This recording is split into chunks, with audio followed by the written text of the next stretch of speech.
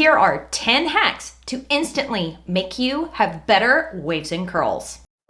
Hey there guys, welcome back to my channel. I am so glad you're here. Today I am giving you my top 10 hacks to really, truly, instantly make your waves and curls better. We all know that this healthy hair journey is a marathon, not a sprint. It is a very slow process of going from heat styling your hair for years to embracing the hair that you are fearfully and wonderfully made with. A lot of damage happens. It takes time for your hair to heal from all that heat damage. But today, if you did all 10 of these today, you would have way better waves and curls. You would be so much happier with how your hair holds up, the definition, the volume, everything. But before we get into those top 10 hacks, I want you to subscribe and click that notification bell so that we can hang out some more. I love talking all things wavy curly hair science. We have a lot of fun here on this channel, testing out products. I am doing my very best to be as helpful as humanly possible to you and your waves and curls. So please do me the favor of saying yes, committing to hanging out with me some more by hitting subscribe. I can see that a lot of y'all who watch my videos aren't subscribed.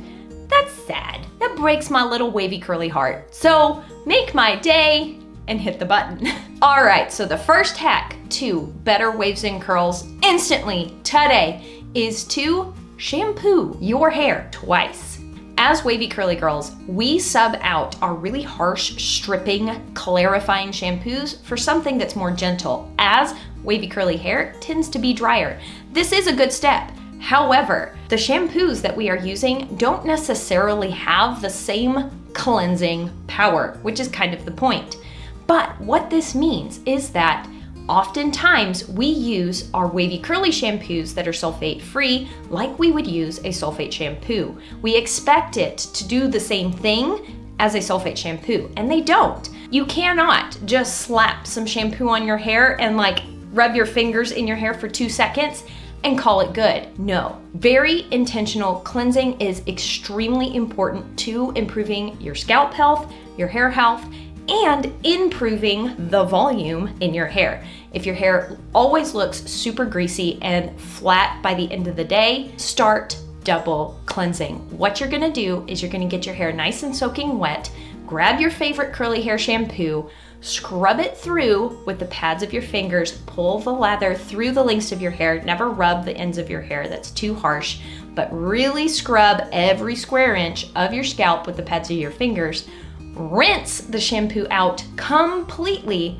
then grab half the amount of shampoo that you used the first time around and cleanse again.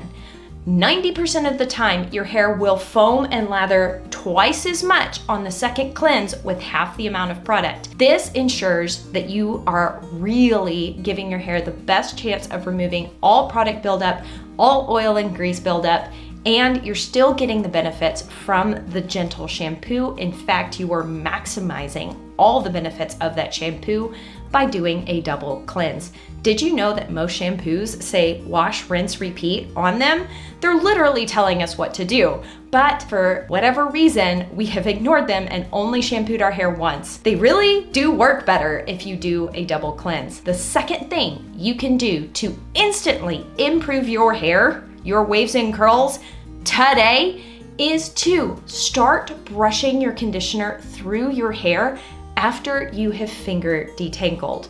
This gives you the absolute best product distribution. Yes, I know it's an extra step and time is a precious thing, but if you only apply your conditioner to your mid-lengths to ends, finger detangle, and let it sit for a tiny little bit while you do all the other shower things and then rinse it out, you are only conditioning half of your hair. You are leaving your crown area completely unprotected, unconditioned, and it's going to, over time, potentially increase the porosity of your hair.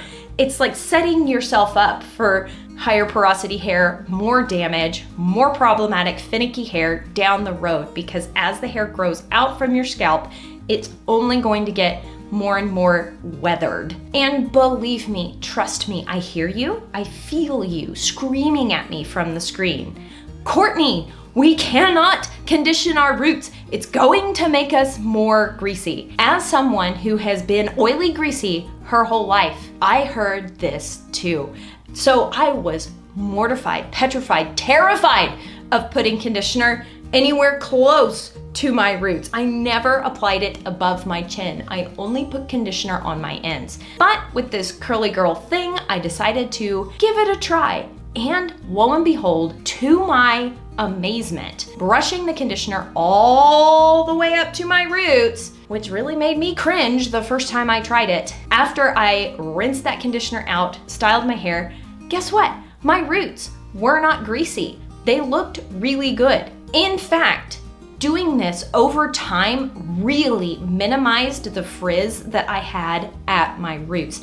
It did not make my hair more oily greasy, and I have a theory as to why. Again, when we sub out all of our products to start this brand new healthy hair, curly hair journey, we give up sulfates and silicones as a general rule. I think silicones close to the roots do build up quite quickly as roots. Your root area tends to be the most low porosity area on your head, and you will instantly look greasy from product buildup from silicones if you are brushing a silicone laden, super silicone heavy conditioner from roots to tip.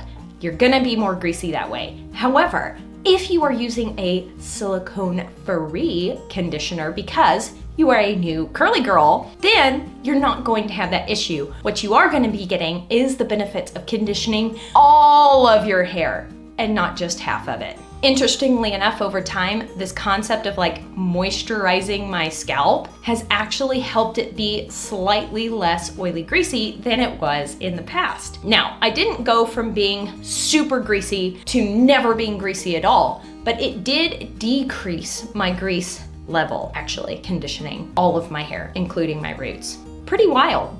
The third hack that will instantly, today, make your hair better is a really good squish to condish. Again, I get it. It's an extra step. We all just want to get out of the shower. Courtney, do I really have to stand there and squish and pulse a lot of water and conditioner into my hair? Honestly, Courtney, I'm just feeling like I'm rinsing out my conditioner and that this really isn't doing anything. And I get it. I understand. I kind of had the same feeling too. And for a while there, I just was not doing this step, thinking it was completely unnecessary. And I noticed that over time of not squishing to conditioning and then squishing to conditioning for a while and then stopping squishing to conditioning, when I don't squish to condish over a period of wash days, I find that my wash day longevity is really adversely affected, meaning that when I wash and style my hair, it simply doesn't last as long. As someone with a looser curl pattern, my hair really is affected by gravity. It really wants to elongate from wash day to wash day. But squish to condish not only gives my hair more of a chance to soak up all of that conditionery goodness, it also really reactivates the hydrogen bonds in my hair and helps reactivate my curl pattern, especially if it's just really stretched out from wash day to wash day, or I've been being really bad and pulling it back in super tight ponytails. I'm addicted to the ponytails. I'm sorry, I can't give them up. I know that it's not good to pull my hair up and back and tight, but that's one thing that I should instantly do today to make my waves and curls better is never pull my hair back in a tight ponytail ever again. But yeah, that's not sustainable or realistic for me. Let's continue. Fourth hack, use enough gel. I don't know what it is, but there seems to have been this competition to use as little gel as humanly possible. There's this stigma around gel where people are terrified of getting a crunchy cast, of getting buildup, of somehow using so much product that their hair is weighed down. And this is a myth. In my experience, the more gel I use, the better. The diminishing returns on gel consumption is, I don't see them. I have had a very hard time finding the tipping point on using too much gel. This is because I recommend styling on soaking wet hair. The more water that's in your hair, the less wet frizz you're gonna have, the larger your curl clumps are gonna be, the better your hair is going to look. And when there's a lot of water in your hair, it's kind of hard to use too much gel. Another thing you can do that kind of goes along with this is instead of maybe using more of one product, you use your standard amount of gel and then you layer it with other products. You can put a custard or a souffle type of jelly, you know, those really jiggly kind of gels underneath your hard hold gel, or maybe even after you've applied your regular gel, you grab a foam or a mousse and put that product on top. Just glaze it over and scrunch it in and apply just like you would be applying your gel, but it's going to add another layer of hold and improve your wash day longevity, give you better definition, and make your curls instantly better. I do want to insert a caveat right here. If you have incredibly fine, low porosity, low density hair, using too much product can very quickly turn into way too much product. It all depends on your hair type. This is why I very strongly recommend using a teaspoon measurer to measure out the correct amount of product for yourself. I have been made fun of relentlessly on the internet for suggesting this. I get it. I get it. Curly hair routines are already hard enough. You really mean I need to bring a kitchen tool into my bathroom just so that I can get my hair to look good? I know. It's one more thing, but in the long run, it actually makes your life a lot easier because you know for certain you are getting a consistent amount of product. You may be a person who only needs 1/4 teaspoon of gel.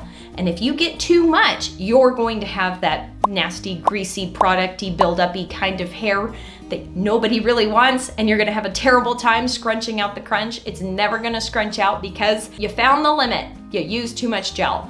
Or if you're like me and always want to use like either way too much or not enough product, I am a 1 teaspoon to 2 teaspoon gel type of person. If I'm measuring it out, I know I'm gonna be getting the right amount. 5th hack, micro plop instead of the traditional curly hair plop where you plop your head down into a towel and tie the towel or t-shirt onto your head and let it sit there for forever. I am now the firm believer that micro plopping is the way to go for all curl types. For a long time, I thought if you had longer hair, it was better to do the traditional curly hair plop, and if you had shorter hair, micro plopping was good for you, and that is only who it was good for. No. Micro plopping, I think, will work for any hair length, and here's why. Your hair will not get wonky and stretched out and smashed, even if you have long hair. You're not gonna get any more benefit from having your hair plopped up on your head. It's not gonna reactivate your curl pattern any more than if you were to micro plop and then go straight into diffusing. Another benefit of micro plopping is you are not piling wet curls on top of your head and tying them up with a towel and creating a nice, moist, dark environment with gel sitting on your scalp. If you really struggle with scalp issues, whether it's dry and flaky or you have those painful folliculitis bumps and tend to be super oily, greasy, the plopping in the traditional sense where you tie the towel on your head and let wet curls just sit there for 10, 15, 20, 30 minutes, sometimes even overnight, it's only going to make your scalp issues worse. Time and time again, I have seen this proven true. So if you micro plop, take your microfiber towel or t-shirt and just scrunch out the excess water. This is the absolute instantaneous best way to improve your hair instantly. It's better for your scalp health long term, and it's going to set your curls exactly where they need to be instead of creating some wonky, misshapen ringlets.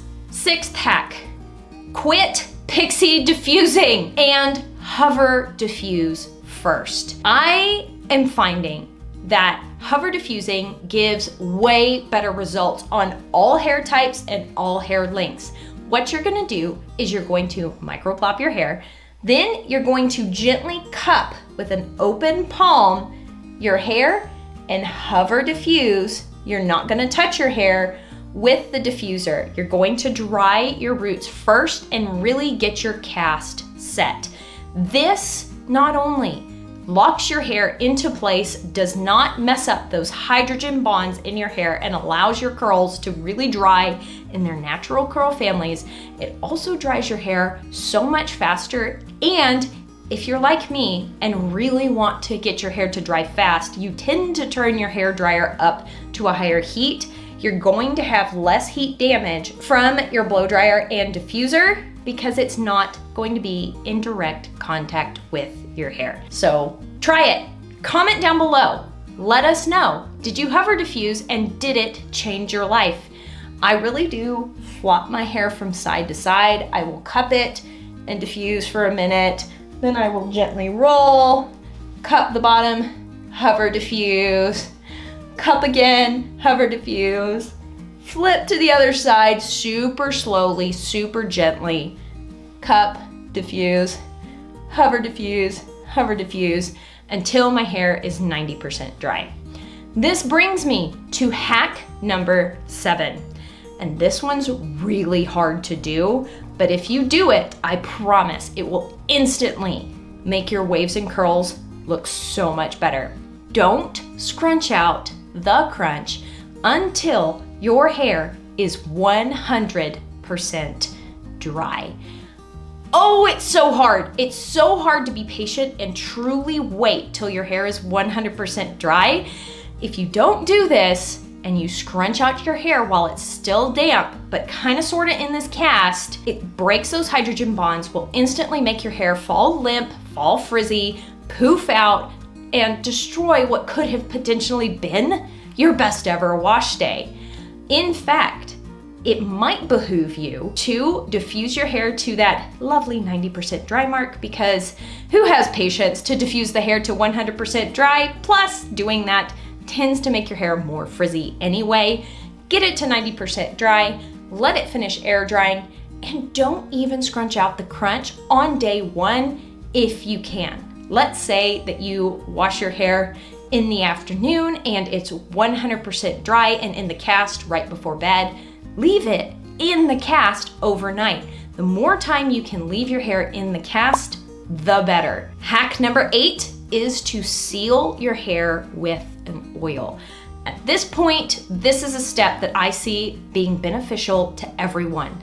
Not only does adding a very thin, and I'm talking 3 drops, guys, just 3 drops of oil. You do not use much at all, but getting that on your hands, glazing it over when you go to scrunch out the crunch is beneficial for everyone. I feel you. I'm one of these people that doesn't love hair oil. The first few that I tried felt really heavy, really greasy on my hair. I'm real big into how my hair feels. I don't want it to feel gross. However, I think there is actually a hair oil out there for everyone, and everyone's hair can benefit. Depending on how fine or coarse your hair is, and depending on your hair's porosity, you can find some oil that will not make your hair feel heavy, oily, greasy, and buildup-y. My personal favorite hair oil at the moment is the Curlsmith Shine Oil. This is the most lightweight oil I have ever tried. And if you have been really struggling to find a hair oil that isn't too heavy, that's a good one. Try that one. But sealing the hair with an oil is going to help minimize frizz, keep flyaways from completely destroying your glorious wash day, and kind of help hold your curls in their curl families along with your gel. It's going to help soften any cast that is really hard to break, and give your hair one added layer of protection against the elements, whether it's wind or humidity. Sealing your hair with an oil is a hack to use to instantaneously make your waves and curls better. Hack number 9 to instantly make your waves and curls better. Protect your curls while you sleep at night. I know that most of you out there are doing the thing. You are sleeping on your silk pillowcase, you are using your silk scrunchie to gently pineapple your hair at night, but I know that there are also those of you out there that are still sleeping wild and free like animals. And if that's something you want to do, I get it, But you cannot expect to have the best, most glorious waves and curls of your life if you are not protecting your hair while you sleep at night. In theory, we are spending roughly 8 hours of our day in contact with our pillowcase. And if it's a cotton pillowcase and your hair is down and you're basically wallowing on it for 8 hours, that is a lot of friction over time that is going to add to the damage in your hair, and your hair won't be its best curly hair self if there's damage. These are incremental things. Also, instantaneously, if you don't protect your hair at all while you sleep at night, doing something as simple as pineappling it, which is gently putting it on top of your head in a very loose kind of high ponytail, you'll find that the next morning when you wake up and take it out, you will instantly have better curls than if you sleep with zero sleep protection. I have talked about all the different methods of sleep protection before here on this channel a few times, and finding the right sleep protection method for you is very similar to finding the perfect pair of jeans. You kind of have to try on all the different pairs of jeans to find your perfect fit. You kind of have to try all the overnight sleep protection methods to see which one is your favorite. Last hack to make your curls instantly better is to get a trim. This is something that gets neglected, I feel like. We get in this rhythm, this mindset that we really want long, luscious, healthy hair. And so we try and stretch out the time between trims, or we just get really busy, aren't necessarily paying attention to maintaining the regular trim schedule, and it gets away from us and we haven't trimmed our hair in 8 months. You will not have the best curls of your life if you don't get regular trims. One, you are trimming off those ends that are starting to fray, starting to split, and once the end has split, there is no actual split-end mender that actually works. It's all temporary band-aids on a bullet wound. You've got to trim off those split ends so that the split won't travel up the hair and compromise the integrity of the entire strand of hair. But secondly, getting regular trims allows your hair to be in the best shape for your curl pattern. Having a really good relationship with your hairstylist is incredibly important. Really good communication between you two. I get asked this question a lot. You do not have to get a traditional, wildly expensive curly haircut. If you get one and you find that it's the best haircut you've ever had, great. But I find that people with looser curl patterns can get away with getting a more standard, traditional wet cut, but adding some more layers to it can kind of help your waves and curls sit in a nice, rounded, pretty, elegant shape.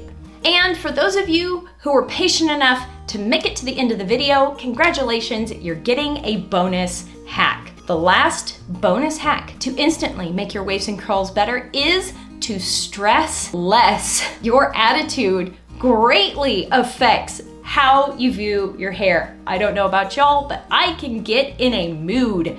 I can be in a snit. And when I'm in a snit, I do not like how my hair looks.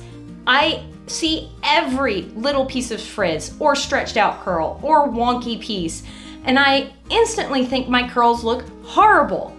But funnily enough, when I personally think my hair looks its absolute worst, that is the day in the grocery store that the stranger will come up behind me in the checkout line and tell me that they really like my hair and ask me how I got it to look like that. It's happened every time. So if you have a wash day that you really don't like, you're really mad and frustrated and irritated with your curls, that's okay. Practice a really cute updo, and on the next wash day, just rack them up and break again. Nope, I don't want to say that one. And on the next wash day, you get to try all over again. All right, guys, thank you so much for watching this video. I'm so grateful to each and every one of you for hanging out with me. If you are interested in learning about every single product I have ever tried, all over 230 of them, feel free to check out the Swavy Curly Confidence product guide so that you can finally have the confidence to pick the exact right products for your hair. I'm really proud of this thing I've created. I think it's an incredibly helpful tool. And as always, I sure hope you're having an absolutely fantastic day, and I will talk to you later. Bye!